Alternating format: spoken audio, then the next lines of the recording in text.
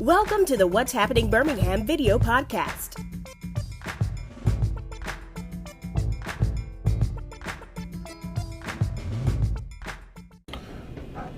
Hello everyone, this is Jarvis Escott with What's Happening Birmingham. Today I got the honor and pleasure, and I'm doing something special. Usually when I do these interviews, I kind of tape them, but when I sit down with this individual, I prefer to go live because she'll say the same thing recorded as she say live. For those who don't know, Jefferson County Commissioner, District 1, Lashunda Scales, but she's here today to talk about her run for mayor of Birmingham. Commissioner Scales, thank you for coming on today. No, thank you for having me. Yes. We're going to give y'all a few minutes. Let me work my magic so we go live because, you know, a lot of you all have been tuning into my live streams. And, you know, there's interest, and I want y'all to come out because the time of this taping, we're less than 5 days away, and I need Facebook Birmingham to come out because you all have been very opinionated. Very opinionated about what's been going on in our city. So we want to give you all the opportunity, and we're going live. And I also got my phone, so any comments I'm getting, I'll be doing it as well. Just having a little, I'm going to call it fireside conversation and everything. So let me hold a second, find that real quick, and we'll be ready to go.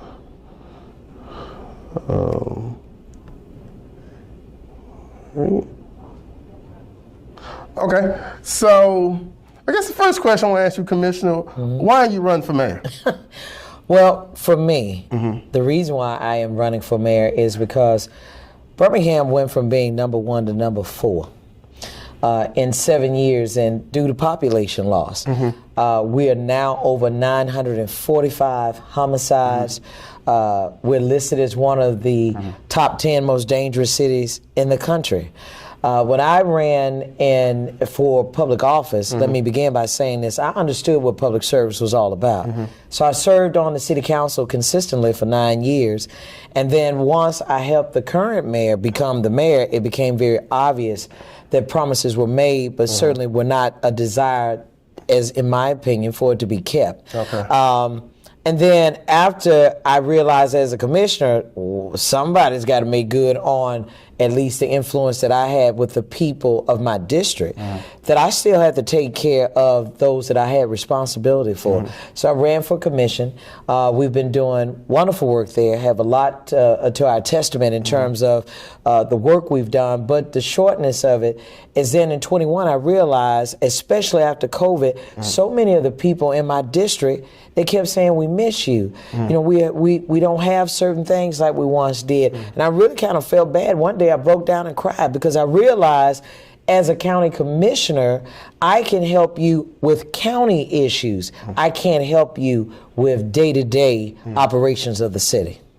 Yes, and you know, as we're doing this taping tonight, I'd like to kind of talk to you about issues in real time. Please. One of the things that I would like to say that you was, wouldn't call it a prophet, wouldn't call yourself Nostradamus, but one of the things you mentioned was that possible state takeover of the Birmingham Police Department. And I read something, it was on, you can search it, it's on AL.com, that a particular state legislator is pre-filing a bill. Possibly pre-filing a bill. No, already filed it. Yes, to possibly, if we don't get these homicides or get our house in order, that they're going, that the Attorney General and the Governor can appoint. That's right. An interim police chief. That's right. So I just want you, I'm going to start right there and let you finish. Well, first of all, House Bill 14 is what the original bill started out being.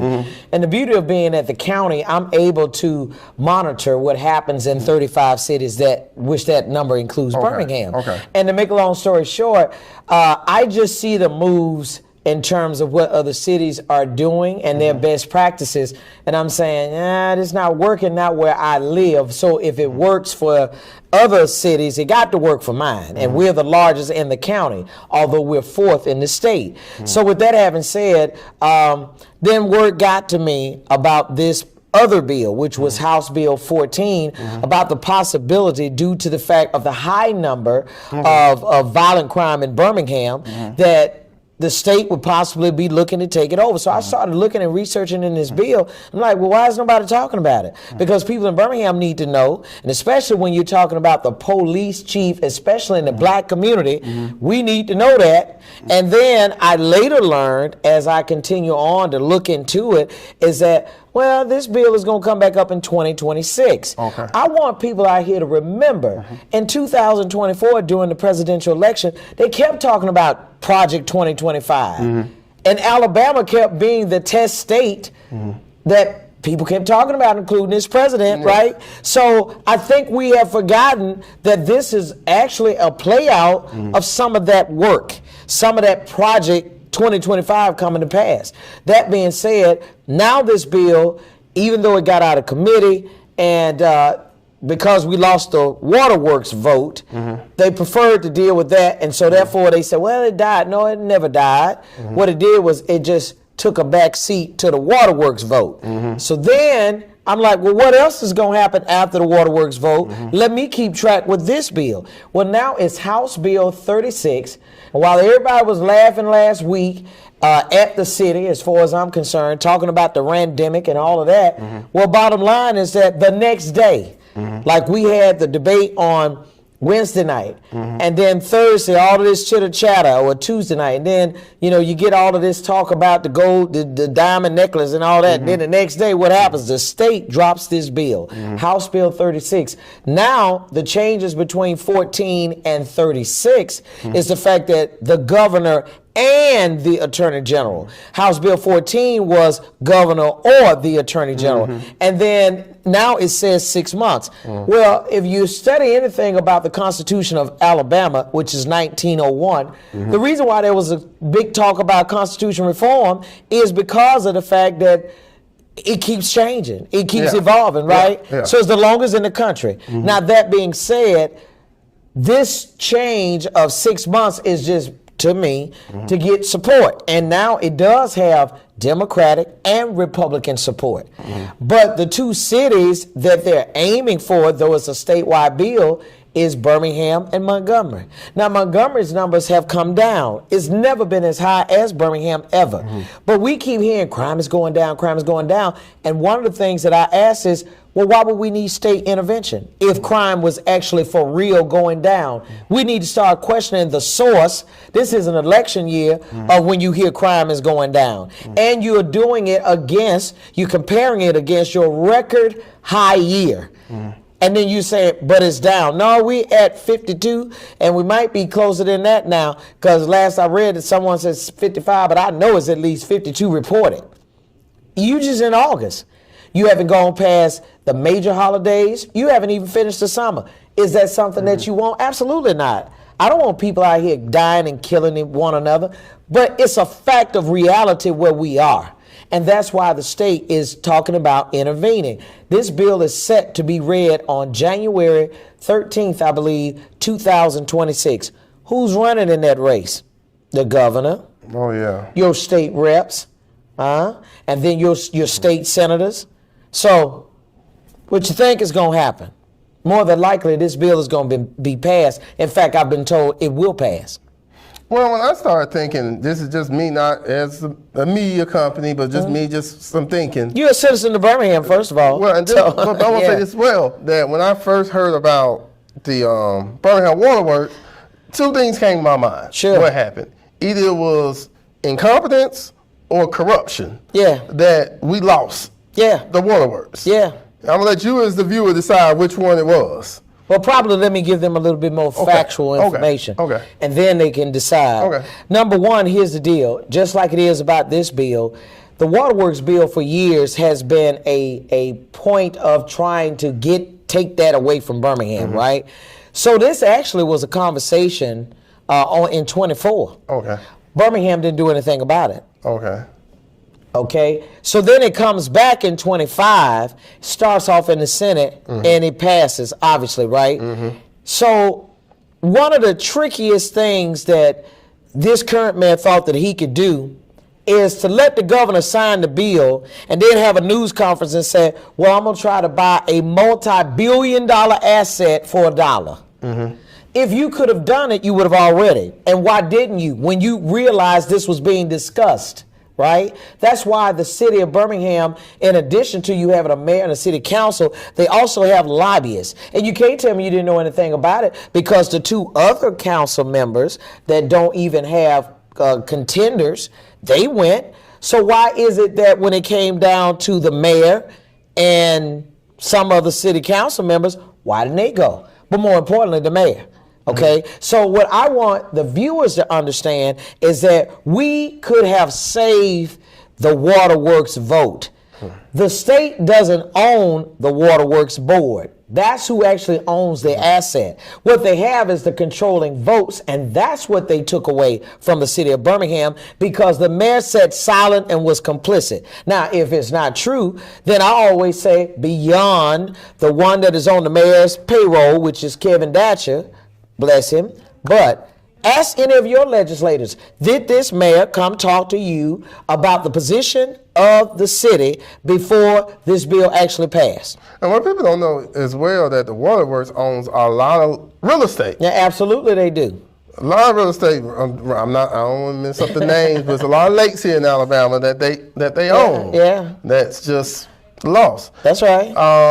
One of the things you mentioned as well is that, this wasn't just the beginning. In addition to the state takeover the Birmingham Police Department. That's right. You think possibly the airport authority, the port? Absolutely, because see, when you already realize that you don't have any real defense, like back in the day when Arrington was the mayor, then one of the things that I've been told that he would do is lawyer up with the city, and they would constantly fight the state government about state takeover to prevent that, right?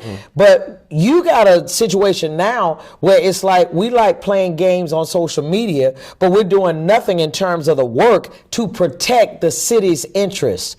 That's how you protect the citizens. You protect their interests, and it's called assets. And where we are right now is that they said that the state wasn't going to take over the Waterworks vote. Well, look at you now. Now you're down to 7 votes. Only two of those votes are Birmingham appointed, one by the mayor, one by the council. And the sad reality of it, they changed the name of the Waterworks Board to let you see how official it is. This is a state law. This is not a bill. This is a law now. And so in order for that to be changed, now we got to go back and see about what we can do to change the law. Well, what would I do as the mayor? Okay. We have a law department. That law department is paid millions of dollars to protect the city's interests legally.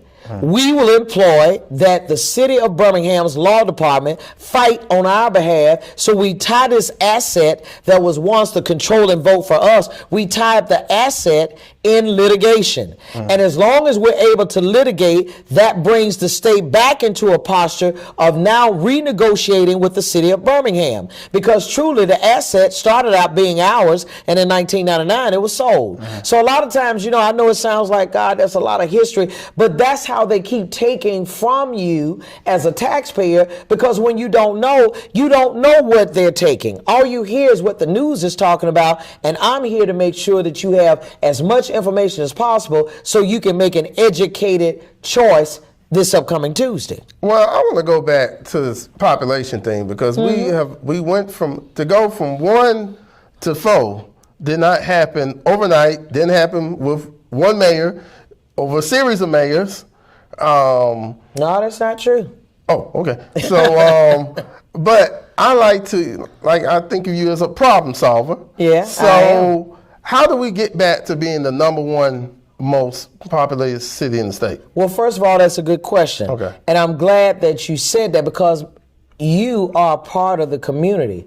And the community may be thinking, well, that came after a couple of mayors. Actually, it didn't. In 2017, all you got to do is Google on your phone, Birmingham population, Birmingham, Alabama population, 2017. You come up with about 211,000 and some change. And then you put in 2025 Birmingham, Alabama population. It look like you're doing that on your phone, or you may be looking I'm looking at the comments, yeah. And then you're going to see that more than 16,000 residents are not in Birmingham anymore. Whether it's by death or it's people left, they're gone.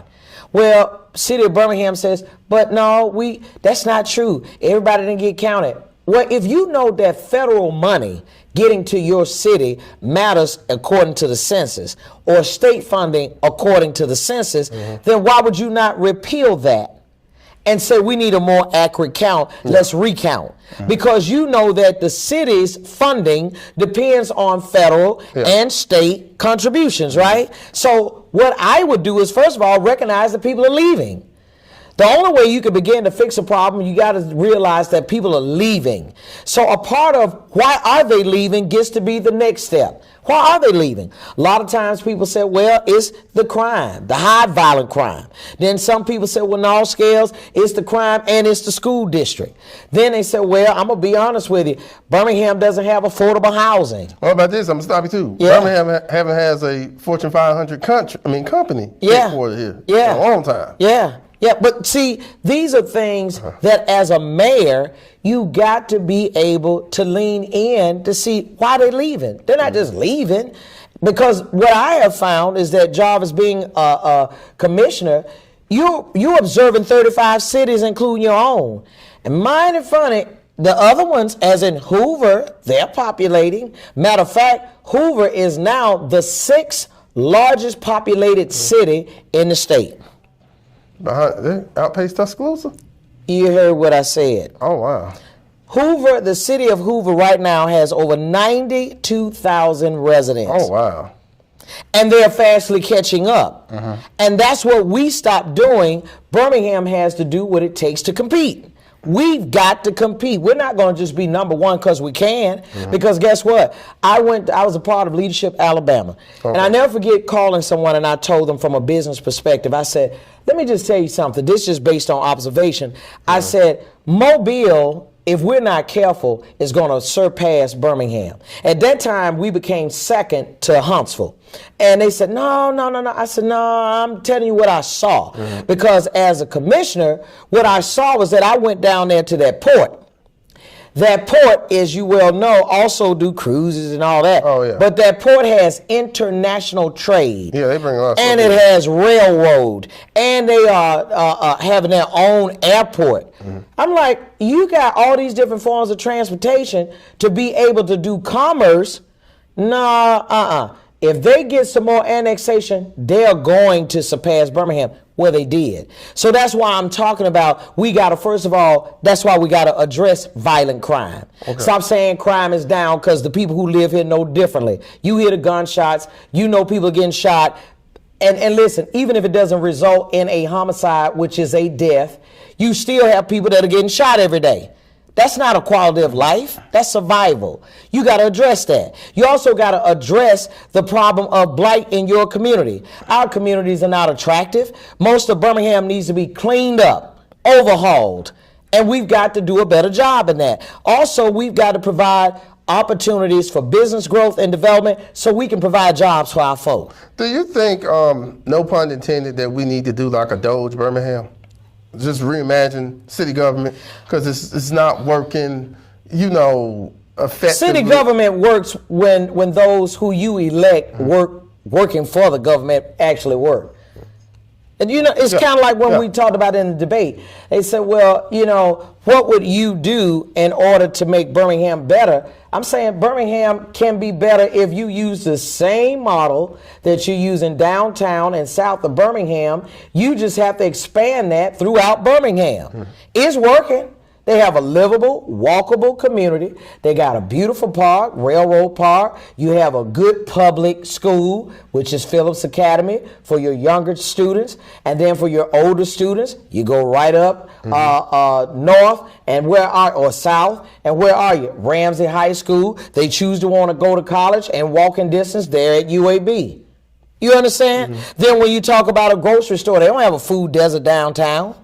I never forget when I was on the council, that's one of the things that opened up when I was on the council, which was a Publix downtown. And I became really alarmed because here I am in District 1 representing the largest populated district in the city. You mean tell me we can't have one?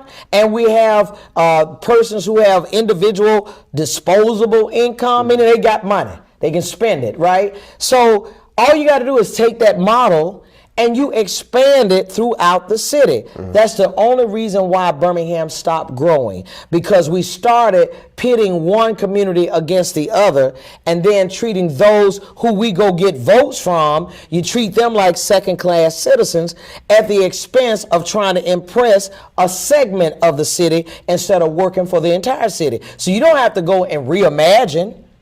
All you got to do is go to work. Elect people who actually work for you, not who you like. I'd like for you to like me. People who get to know me know I'm a likable person. It's just when I go to work, I mean it. And Jarvis, I understand you're talking about being responsible for over 194,000 residents of Birmingham. That's a serious job. It's no different than with the county. That's a resident populace of more than 650,000 residents. And I'm one of 5 that when you come up on the second floor at the county, we, by the stroke of a pen, can change your life forever. That's serious business. I want to take a break. It's over 1,000 people so far are tuning into this. So I want you to take this moment to share it with somebody else. I'm also on YouTube as well. Share the link, what's happening in Birmingham, because right now we talking about some serious stuff. And also, I want you all to show and go and vote on Tuesday as well. Absolutely. Going back to that, one thing I've heard, and y'all call, y'all ask me all the time. What has she done as county commissioner? So I want you to just break it down. Tell them just break it down like 4 things what you have accomplished since you've been. Well, one of them that I'm very proud of is that we got your sewer rate minimized to where we saved the ratepayers over $1.1 billion. Because when I came on the commission, first of all, it was with the understanding that after we got, or closer we got to 2030, it was going to get a lot higher. So we refinanced those bonds. As a matter of fact, last year in 24, the news cycle where Nick Saban was retiring from Alabama, it overrode it. But nevertheless, it's one of the things that I'm proud of, because we saved the ratepayers $1.1 billion. We got the interest rate down to 3.49%, and we got the opportunity to do 2 things. One, to give a black-owned businesses the opportunity. We wanted to try to get local, and local didn't have enough funding, at least to be able to, for multi-billion dollars, right, worth of bond refinancing. But we got black-owned businesses at 15% of that deal. It was a big deal because that's never been done at the county before. In addition to the fact that we set up a plan where the county is going to set aside a portion of those proceeds that we saved for you, where you can be able to get your plumbing and different things at least handled through the county if you're eligible. So we are very excited about that. The other is saving 750 jobs with Coca-Cola. Coca-Cola Bottling Company actually was about to leave the city because they were landlocked. And one of the things I knew is that it was in my district. So I worked with my county commissioners. We were able to invest $2 million into that project. It is currently going up. As a matter of fact, we're right now at 750 jobs saved, 50 jobs that we were able to bring to the community.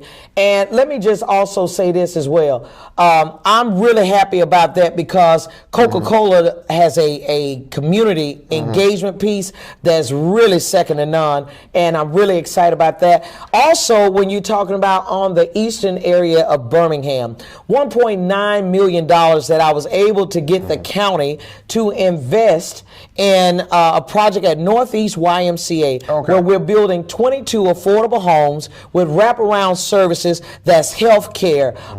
We're providing child care. We're doing a lot of resources that right there on the property, like literally it's their own community, and we're giving first-time home buyers an opportunity through Habitat for Humanity. That's nice. Okay, and then one of the other projects, because we've got a lot. Can I give 2 more? Yeah, go good. Okay. The other is on the west side, a 2-year pilot program that's over at Daniel Payne, which is called Daniel Payne Pantry. And to meet the food desert need that was right there in the community, did $400 and I think about $72,000 so that we can establish a data so that we can be able to sell that area as relates to bringing in a food chain or food grocer, right? But even that was with a black-owned business called Goodar. Okay. And partnering with the AME Church. So I'm real excited about that. Also, Magic City Classic. When I came to the county, it was zero in the general fund for Magic City Classic. And I am so happy to announce that as of last year, we had what I call the administrative order. That's what the county calls their ordinances and so forth. And anyway, to make a long story short, now, into whether I'm in office or not, Magic City Classic funded at $400,000 per year. Don't even have to come to the county. Change the order in order to be able to get it done. So there are a lot of things I can say that I've gotten done, and that's what I meant when I say you don't have to reimagine anything. Just the people that you elect, they need to work for you. They just got to work and be able to do just like I did. I didn't have to refer to a cue card. I just look you in your eye and say, this is what I've done. Yeah. And that's not even all of what I've done. Because you always done that hashtag, she works. And then when she was I saying stand that, by. I was saying, oh, boy, she worked in the front. I didn't even know about you in touch. Absolutely. And then the thing about it, I'm going to go back to the Coca-Cola. That area was an eyesore. That Absolutely. company has been gone for years. I didn't know it was that many acres over there. Yeah. Yeah, and if you go, as a matter of fact, if you're coming from the west side toward east, all you got to do is look over to the right-hand side. You'll see that construction. Yeah. It didn't take forever to build, right? I've only been a commissioner for 7 years, okay? And so here we are right now. That building is already going up. We did a ribbon cutting on it over in last year, and that building, if you go by there, is up. But that's saving 750 local jobs, and then bringing on 50 more jobs. That's a total of 800 jobs. And then with those 50, making sure that the people within that community, if they are qualified, they can be able to work right there at a corporation right there in the neighborhood. Yeah. Well, I want to go back to public safety. What will a Birmingham Police Department be if you're mayor? Yeah. Well, first of all, let me say this. I am a firm believer that, especially in Birmingham, the black community has to see the police in the protect and service mode. Okay. Therefore, it's not just about arresting folks. So let me get that cleared up. I am looking as a mayor that you, first of all, start with the chief down. And people have said, well, you know, Scales, are you planning on keeping Pickett, or what are you going to do? This is what I tell anyone who has ever worked for me. If you work, you got a job. You don't work, you don't have a job. All you got to do is prove to me that you're working. If we got these hot spots, I want us, a part of my comprehensive plan is that, first of all, you got to identify the hot spots that are in this city. That's the job of law enforcement to do so. And most importantly, we've got to get a patrol mechanism, and we do that by taking these blighted properties, and what I'm proposing is allowing those officers that patrol that given community, let them have one or two of those homes, right? And I'm talking about per officer, not one officer having 2 or 3 homes. And then let them live there in that community so that now we have forged a partnership and a relationship. One that I know you're going to look out for the community because you live there. I want you to be able to dial 911 and they don't put you on hold. Obviously, you wouldn't dial 911 if you didn't have an emergency. And you got to have enough dispatchers to receive the calls working in concert with the police. So that means we got to hire folk, but then we got to make sure that we're providing a benefit package and competitive wages and providing resources to the police department so we can retain what we have, right? And we got to put those violent criminals who would think they can come into the city limits of Birmingham and continue to rob, steal, kill in Birmingham. We've got to reduce that significantly because what they're going to see in a Lashunda Scales as your mayor, we're going to enforce our laws. And the reason why I know that it works, because someone told me, they said, well, Lashunda, what's the difference between Birmingham and where I live? Of course, once they told me where they live, yeah. I said, because they enforce their laws. Yeah. And guess what? It don't matter who it is. We all know when you go over there, I don't care if it's Irondale. Me and you have talked about this. You go around the corner of Irondale, guess what? Speed if you want to. Play that loud music if you want to. They enforce their laws. You are going to get a ticket. And if you got a warrant out for you, you're going to jail. You go to Trussville, you go to Homewood, you go to Vestavia Hills, Mountain Brook. These places understand, these cities understand we have citizens to protect. And we have an image to protect. And we don't ever want the image of Birmingham to be everything illegal, go to Birmingham. They're not going to do anything about it. Under a Scales mayor, you're going to have law and order. Okay, well, I want to go through some. Going to have a Scales mayor. Under the Scales mayor, how will the customer service be at City Hall? Excellent, because you and I have a business. Outside of being elected, I have a business, and I know that customer service, you got to have it. Your customers are your voters. And that's why I keep talking to you all about you're more than just a voter, you're a taxpayer. And as a taxpayer, if we don't respect you, you do have options. I know if you don't have means, yeah, it makes it harder, but I'm going to be honest with you, Jarvis. I've seen even people who are on a fixed income who have opted to leave Birmingham because they're saying, listen, we're paying more taxes than any of our other neighboring municipalities, and yet we get treated the worst. So what I'm saying is we got to just be very aware. Your customers are the voters. The voters are what? Taxpayers. And that's where I treat my people anyway. That's why I work so hard. Because I realize my people, I owe you an explanation in terms of how I do what I do, but I also treat you with the respect that you're due because you're my boss. Yeah, absolutely. So customer service also shows up in your attitude. And when we were in school, your attitude determines your altitude. You can't be a #1 city with a bad attitude. Well, I'm gonna stay in this lane real quick. I'm gonna stay in this lane. So if you're mayor, you can't do it all. So you need a team. So I'm gonna ask you some things, and it's live. I know how you all will chop it up, tape it, but I'm gonna cut straight to it. If you're elected mayor, will you have an executive staff that makes at least $200,000 a year? Well, no, and let me say this. I do believe you get what you pay for. But one of the things that I know for me, I'm going to be looking at those persons who actually live in Birmingham. Because I think that it's shameful that we hire folk who don't live in the city limits but want to get the paycheck from the city. And in addition to that, let me say this also. You don't have to have as many positions. You know, that's one of the things that this current mayor got on William Bell for, because you got all these different folks and this, that, and that. When you understand business, you get the best bang for the dollar. If you do pay someone a certain amount of money, yet you've cut out another position and they're doing a dual role, then people can understand that. What they don't understand is that if you are chief of staff, if you are chief financial officer, that's your only job. And what do? Because right now we're in distress. So, I mean, what do you do? Am I making sense? Also, I will say this too. I believe you should have the best, most specialized people working on behalf of citizens. Because what has happened over time, you all as voters seem to think that the government is one individual. It's not.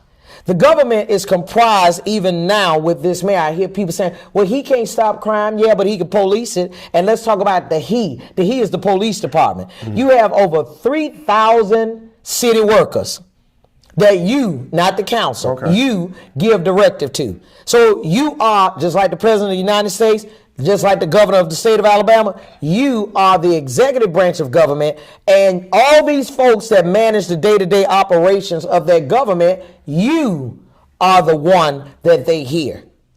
So it's no longer, let me get that straight. It's no longer just one person. It never has been. You can promote yourself that way, but I don't think that that's the best way to do it. So I want you all to understand that you have a team of folk that's already there. That's why you have all the department heads and they report to the mayor only. Well, you know, when I think of city workers, I mean, and I brought the executive staff out, the first thing I think of are the people who pick the trash up, the public works people. Okay. We don't have that many people. No, as a matter of fact, I'm going to tell you why you don't. All right. Jarvis, you can't get around here and pay folks $12. These are adults.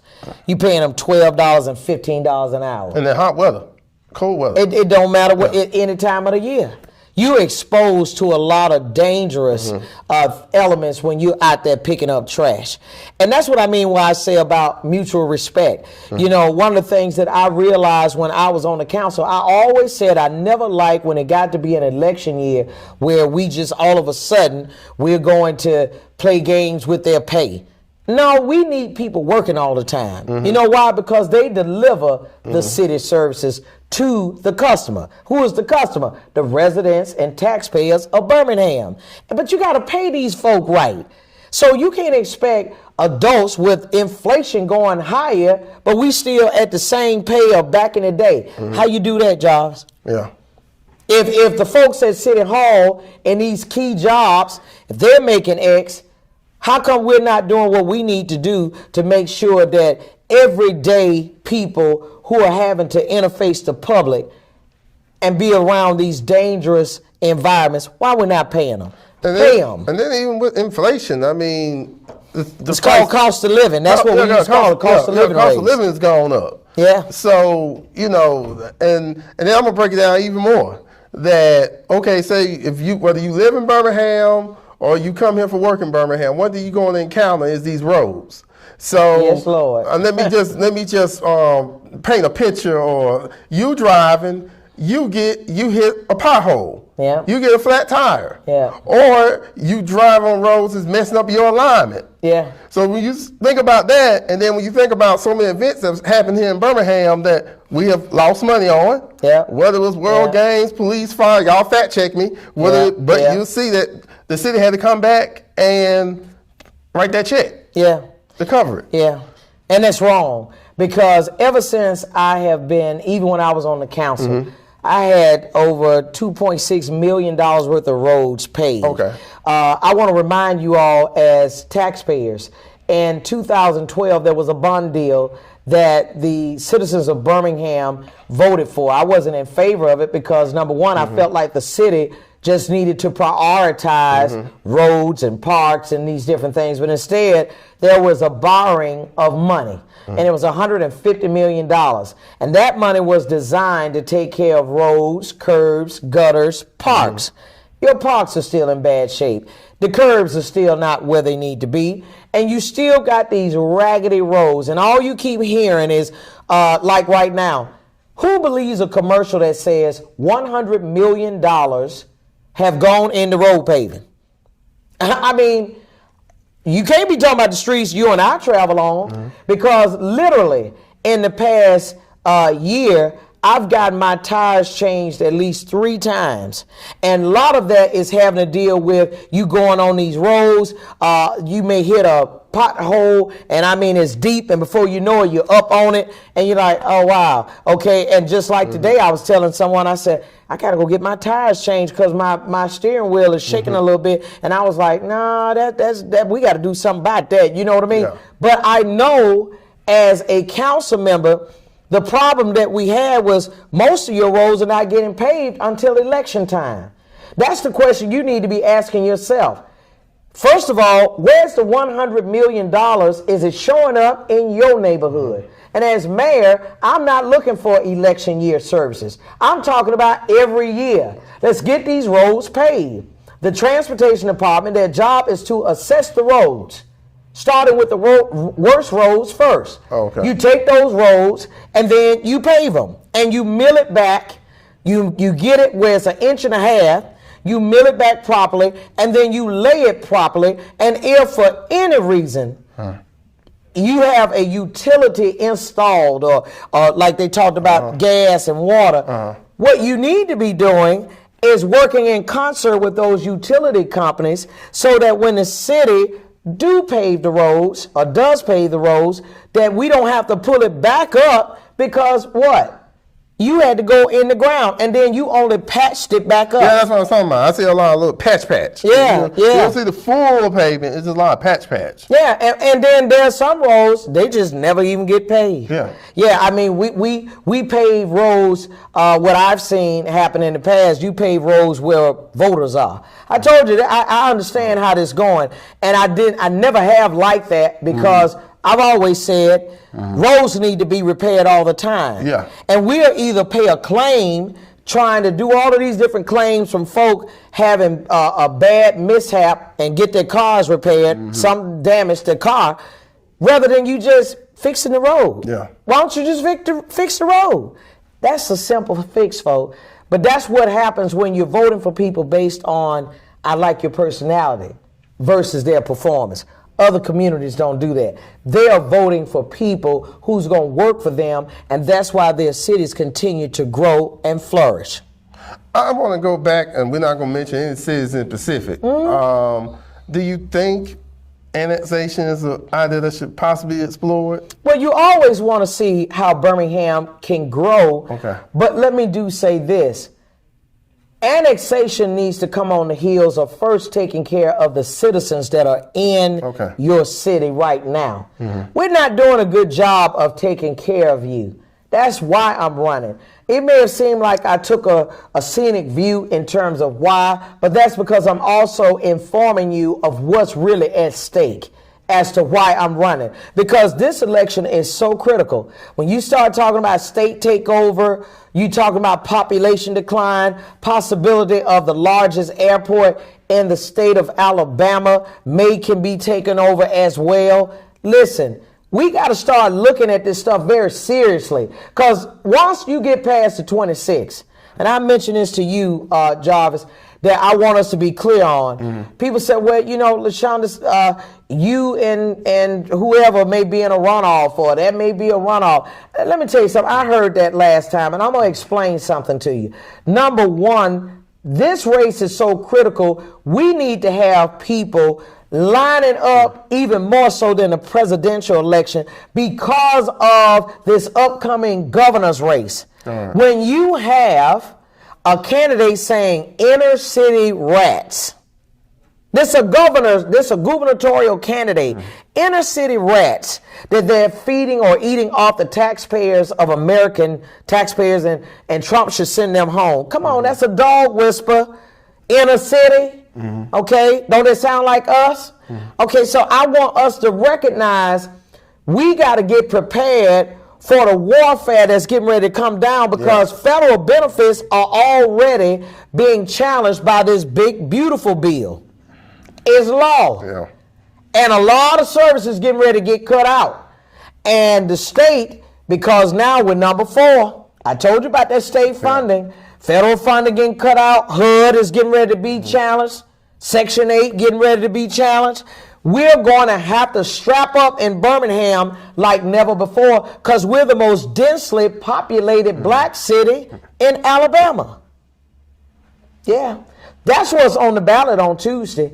That's why I'm so serious about you. When people say, well, she seems so serious, it's because I know a lot. When you know a lot and you know the trap that lies ahead, I wouldn't be fair and honest to say I love you if I change from being that person. I might as well give up this job, because I'm gonna be honest with you. I was working a city council job just as passionate, and you know that. Yeah. And I was just as passionate and was only earning $27,000 a year before taxes. I never even brought home $1,300 a month. Oh wow, yeah. And I had to pay insurance out of that. Yeah. So my labor of love has always been there. But I cannot see you struggling, and I said, but I love you. So that's really too what's on the ballot. It's not about how you feel about the person that's currently in office. Look at your neighborhood. Look at your raggedy roads. Look at the fact that you don't have a decent grocery store in your local community. That lets you know how they feel about you. How they feel about you. Because this person has, for lack of better words, they're living in a very expensive home. and they have a community that's only, 2 minutes away from Mountain Brook, and they're not struggling. But they want to trick you to think, well, I can relate. Well, I'm sorry. Jarvis and I don't live too far from one another. We struggling. And if you live in any major portion of Birmingham, whether it be east, north, or west, you struggling too. So it is what it is. Yeah, and the thing about it is, like I always tell people too, there's been a lot of debate on Facebook about this upcoming election. Yep. One thing I will tell people too is that people who are supporting certain candidates, you need to read behind the tea leaves. There's a reason why they're supporting certain candidates. Some people may have financial interests in things. Yeah. Or they may be paid to say some of these things as well. Yeah. So research and Google and even ask AI to give you more. I've been shocked, Jarvis, about some of these people who have come out that's actually on the payroll of this current mayor in terms of their campaign. Because you need to know this, over $1 million in advertising has gone into this city election, right? I never forget the last time they had the president of the United States came and endorsed this mayor. And what did that do for us? If you got these relationships in Washington, D.C., I didn't see it do anything to improve our quality of life. See, I don't mind you having relationships, especially if they're going to yield or give us an advantage. But if we on the same level, if not worse, then what is that? Is that about a personal gain? Because let me just say this too, Jarvis. Had Kamala Harris, and which she was at that time, vice president, but obviously a presidential candidate, this man was on his way out the door. And those of us in politics, we know that. He didn't want to have to come back to Birmingham. He really thought she was going to win. And he was promoting himself in Washington, D.C. corridors, as well as his memoir. Okay? While we are having homicides like every other day. People getting shot every day. And instead of you writing a crime plan, instead you got your staff writing a memoir, a book for you. That's the question you need to be asking. Where did those proceeds go? Okay, since you say you care so much for the city of Birmingham, like I asked the question about the $100 million. Where did that go? I don't see it. In addition to that, and many of you don't see it, but in addition to that, 2,500 homes, 2,500 homes. Do you know that, Jarvis, that's a whole neighborhood? Okay. And then you said, but people are not leaving Birmingham. If you tore down 2,500 homes, that's at least 2,500 persons, even if it's one person that left your city. That's the truth now, Jarvis. And we got to stop playing these games. And that's why I'm telling you, I'm pleading with you. You got not just go vote for me. I need you to get out of that house. I need you to start Googling and, like you said, fact check all of us.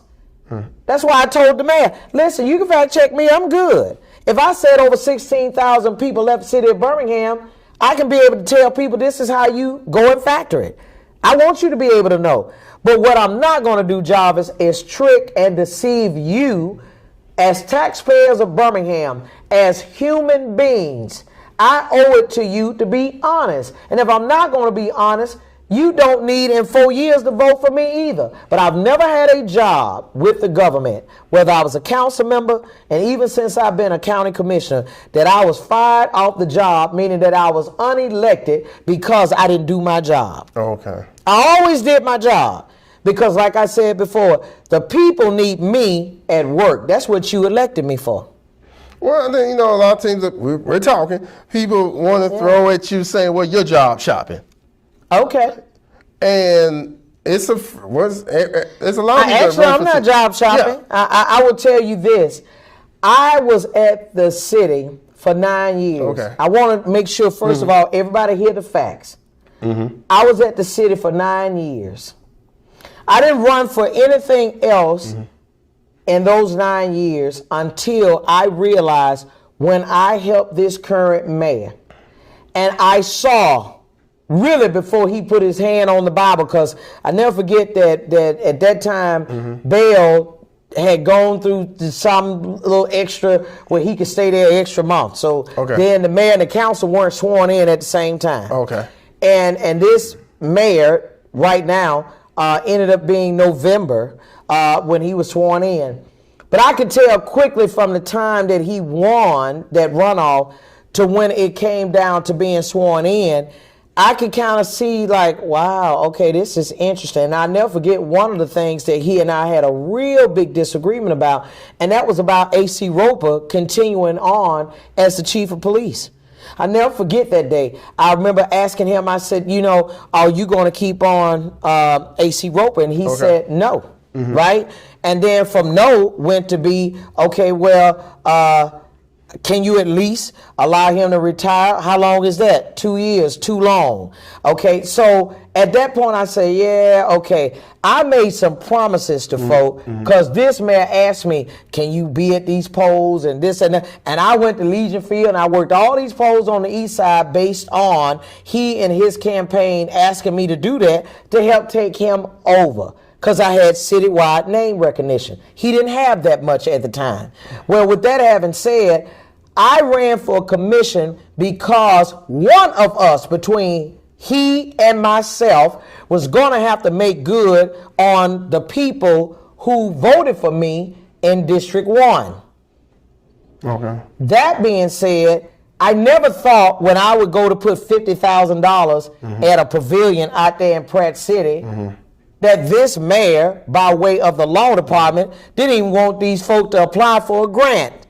That's something that you can ask someone, the neighborhood officer over there, right? Okay, then we come back in 2020 and this mayor, I'm trying to get a substation. I'm realizing that people are being displaced out of public housing. So they're shipping everyone over on the east side of Birmingham for the most part. And so crime was going up. I said, hey, all we had to do was to go, and matter of fact, we're in not too far from where it was going to be on the Parkway, and one would be on Carson Road. And then he came, as in this mayor, and said that I was politicizing crime on the east side. So you mean tell me I can't do nothing to take care of people in Birmingham? No, I live in Birmingham. But that's going to be a partnership with you and the sheriff's department, correct? Correct. Okay. But the city, because the sheriff cannot override the jurisdiction of Birmingham. That's why we all have to have a little teaching and coaching up, including myself. Okay. Because you can think because you in Jefferson County, the sheriff is just going to do it. No. We can't, as a county, just go and just override a city government. We can't do that. Okay. There's no government, including Mount Brook, all that. We can't do that. So we have to work in partnership. Okay, we call those intergovernmental agreements. And they have to agree that you can be able to do law enforcement in their city. So bottom line, this man didn't want to do it.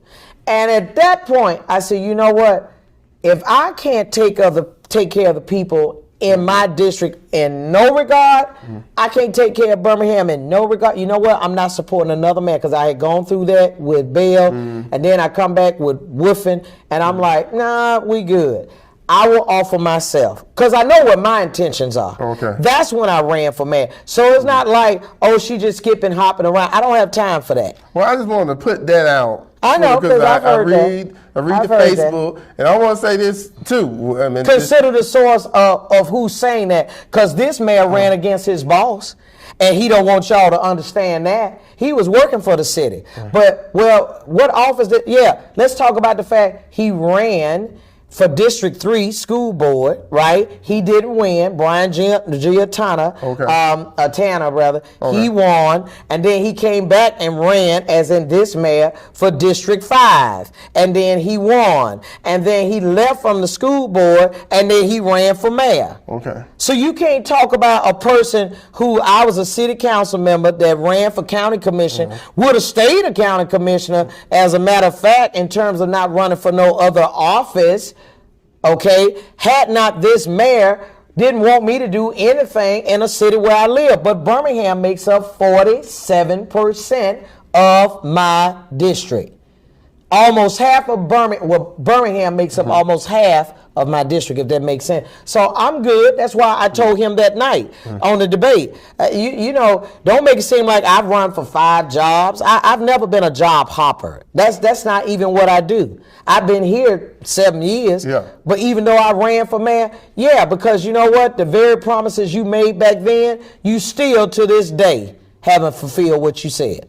Well, and I know this, I'm about to get this. Well, look how the Lord worked, because Chief Roper had to come back and he was on the crime commission. Yeah. Yeah, but he's not back at the city of Birmingham. Not back at the city of Birmingham, but he was dedicated then, and he's dedicated now. And that's what I was saying to folk. I said, here you had a 2-star general. Okay, now he's a 3-star. Yeah.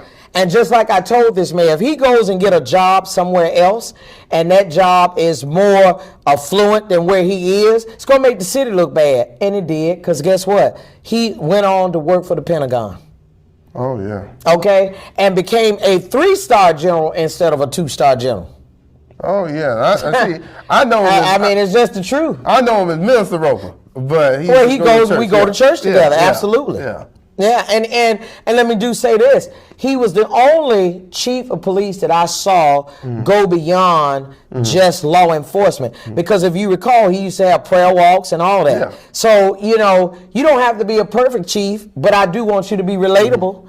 And I do want people to see you outside of handcuffs. And I do want you to lead a department that believe that people should have the ability to sit down and talk with you and to see how law enforcement thinks about a given community and how relatable you need to be as a taxpayer to those you're paying to provide law enforcement for you. That's only right, Jarvis. We got to get out of these cars and start policing folk. But to get back to what you were saying, I've never been a job hopper. Anybody that knows me know I work too hard to go from place to place. I like stability. Okay. But what I'm not going to do also is to act like this job just belongs to me. See, if you notice, that's the attitude of the current mayor. You say you didn't want but 2 terms, and then you become angry and say they just running against me out of spite. I'm like, no, I'm not running against you. In fact, I'm running for Birmingham. Okay. I'm not running against you. When you ran against William Bell, hopefully you didn't think you were running against a person. You were running for the city because you realized that the city was taking a downturn, right? And I could have run for mayor then. Be honest with you.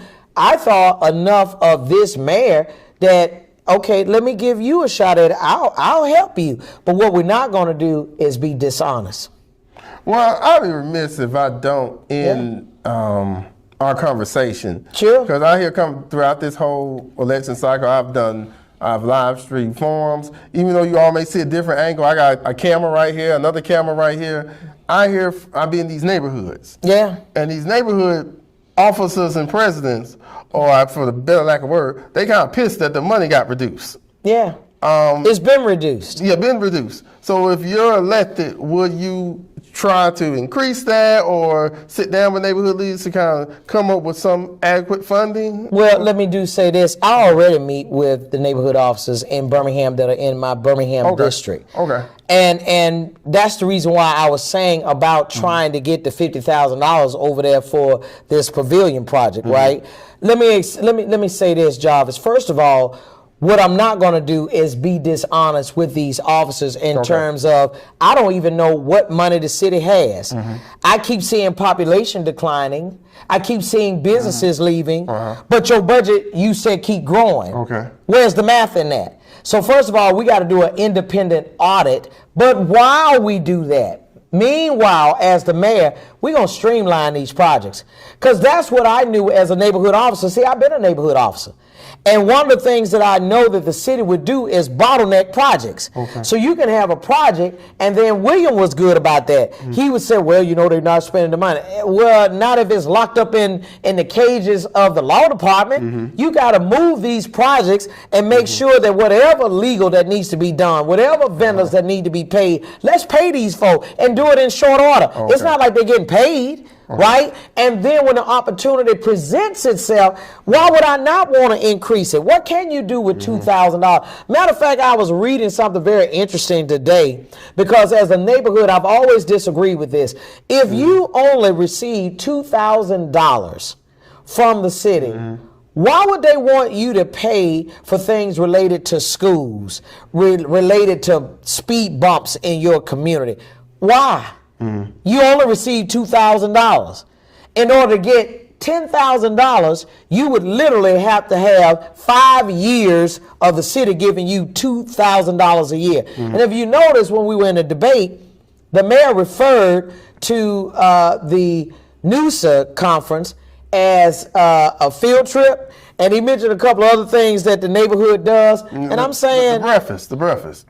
And no, I know what he said, and I was like, I didn't understand that. Okay. I didn't understand that because if the neighborhood officers, and they are, I have been one, we're your boots on the ground. They're hosting these monthly meetings. They're helping you to be able to have a voice for the citizens. Why would you not try to give them what they need in order to be able to operate? I've been a part of some neighborhood meetings. It's just downright disgusting that you have been waiting for years to get a printer. Oh, wow. You've been waiting for years to get a laptop or a desktop in order to be able to operate. Nah, that's not right. So what I'm saying is I would streamline the process until we find out exactly how much money we have so that when we do make a promise, we're going to deliver on that promise. I'm a promise keeper. Promise keeper. So final thoughts. Anything you want to leave with the viewers, the voters? You can wave on that side. That's Facebook right there. On that side, that's YouTube right there. Okay. Any final thoughts you want to? Well, again, I always want to thank you, Jarvis, for being a very grounded force in media. I think that a lot of times we take our own for granted, and I think a lot of times that we don't give the credit that is due. So I'm glad that you have been like the focal point, especially in this election where your company has been able to participate.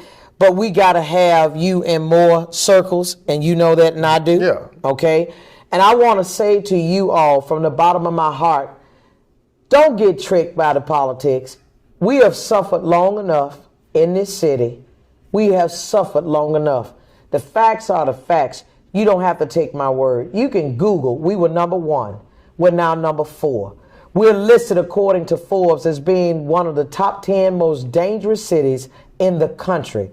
According to Milken Institute, we are one of the poorest run cities in Alabama. Okay? That's why the mayor couldn't fact check me, because I'm correct in what I'm saying.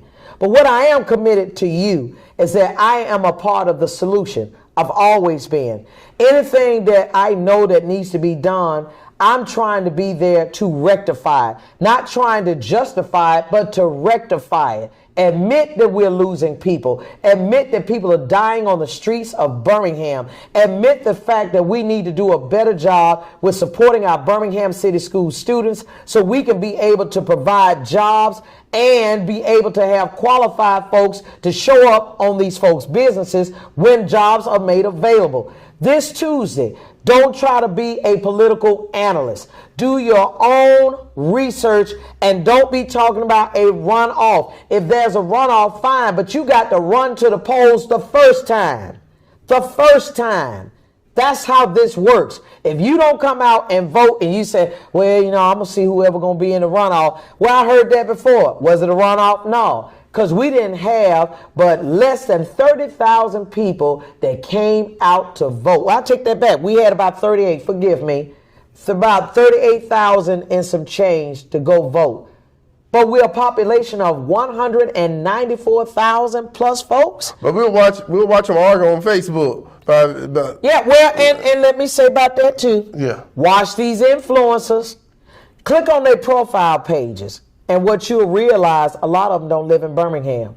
Because I'm going to tell you something. Anytime more than $1 million is being poured into trying to convince you to vote for a particular candidate rather than you writing on your record, some in the milk not clean.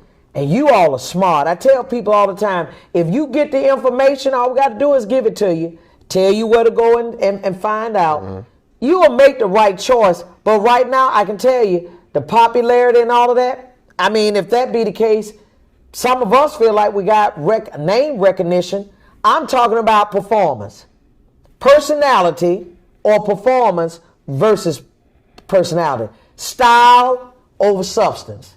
No, we want to turn that substance over style. And guess what? You can even have style, but be substantive. I want Birmingham, just like you, to become back number one, to go back to being number one. I want Birmingham to be safe for me and you, for the next generation. Not just our generation, for the next generation. I want Birmingham, a civil rights town, to go off from being on the worst run city in this state, to get off the list of being one of the most dangerous cities in the country.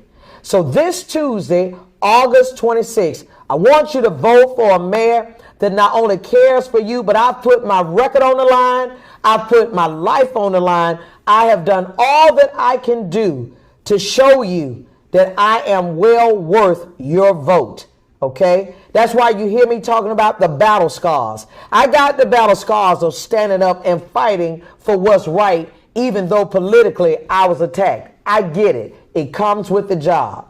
That's the reason why I said on Tuesday, August 26th, I want you and I together, forget the TV ads, all of that. Let's take back our city. Let's take back our city. And in 4 years, if Lashunda Scales don't prove to you that I am not worthy of the job, don't even vote for me. I probably won't even ask for you to vote for me, because that's the way I do. I want you to know in short order, you're going to see changes, immediate changes. We got to get these vacant lots taken care of. We got to make sure you're safe, number one. And we got to make sure that this city is back on track in a way that you can feel it. And so I look forward to you showing up at the poll, because I'm going to be there. And I want you to meet me there or beat me there. If you don't see me, cast your vote. On Tuesday, let me see your little sticker and let me know I voted. I voted, because you know what, Jarvis? It is about the next generation. I got a grandbaby now. She's only one. I tell anybody, it's about the next generation. It's about the next generation. I cannot say that and stress that anymore. It's not about us.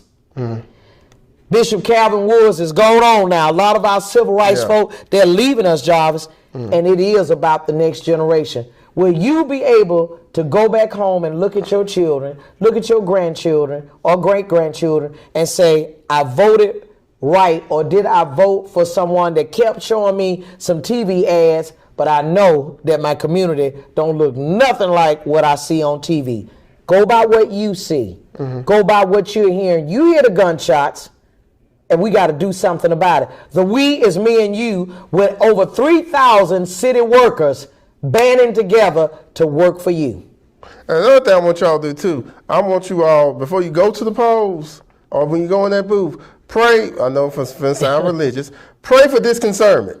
Do not go off of your feelings. Let the Lord lead you who to vote for, but also you got to hold these people accountable. That's one of the things I love about doing my interviews is with these candidates is you can go back, because YouTube is forever, and did they do what they said they were supposed to do? Absolutely. And that being said, I know it's a couple of days left. Anybody that want to come on my podcast, I don't run. I come to you all. Get these folks on tape. You came to me. Yeah. Get these folks on tape. So if you want to reach out, everybody know how to find me in Birmingham. That's right. That being said, thank you all for watching. Thank you, Commissioner Scales. Thank you for your public service. You know, I love y'all. Yeah, like give her, like a couple years ago, I got to give her flowers because her service. And one thing you all say too, she is passionate, very passionate. You want me to be passionate. So if you see her just as passionate about this, just imagine if she is elected mayor, the passion she goes, because she literally will not sleep. Things are done. If anybody knows it, she will call you. But thank you all for watching. Please check out what'shappenedbirmingham.com for more interviews. Don't forget to subscribe to the YouTube channel. If you want the audio version of this, but you're going to miss the passion, it's on Apple Podcasts. And check me out on TikTok at What's Happened Birmingham. Thank you all again. And please vote Tuesday, August 26th. And tell her who to vote for. Go ahead. Yeah, Lashunda Scales. If you come out to vote, game over. Thank you. Thank you all. Bye-bye. Thank you. Thank you for watching the What's Happening Birmingham video podcast. Please check out our website, app, or subscribe to our YouTube channel for the latest videos today.